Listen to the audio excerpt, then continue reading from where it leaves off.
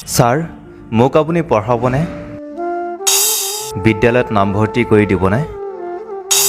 আপুনি যদি মোক নামভৰ্তি কৰি দিয়ে আৰু পঢ়ায় তেনেহ'লে মই আপোনাক ঘাঁহ কাটি বিক্ৰী কৰি পইচা দি দিম মোৰ পঢ়াৰ বহুত ইচ্ছা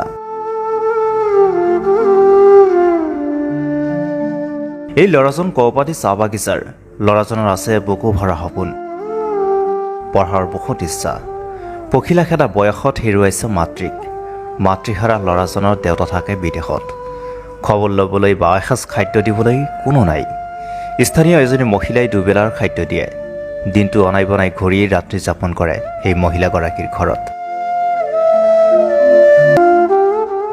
হঠাৎ কৌপাতী জাতীয় বিদ্যালয়ত উপস্থিত হৈ বিদ্যালয়খনৰ অধ্যক্ষ লুটন চৰকাৰৰ কাষত ল'ৰাজন এনেদৰে কয় ছাৰ মোক আপুনি পঢ়াবনে বিদ্যালয়ত নামভৰ্তি কৰি দিবনে আপুনি যদি মোক নামভৰ্তি কৰি দিয়ে বা পঢ়ায় তেনেহ'লে মই আপোনাক ঘাঁহ কাটি বিক্ৰী কৰি পইচা দি দিম মোৰ পঢ়াৰ বহুত ইচ্ছা বিদ্যালয় কৰ্তৃপক্ষই ল'ৰাজনৰ নামভৰ্তি কৰি কিতাপ পঢ়ি স্কুল বেগ ইউনিফৰ্ম জোতা আদি যোগান ধৰে এয়াই মানৱতা এয়াই মানৱ প্ৰেম কৌপাতী জাতীয় বিদ্যালয়ৰ প্ৰচেষ্টাত লিখা পঢ়া কৰি এদিন ডাঙৰ মানুহ হওক তাকেই কামনা কৰিলোঁ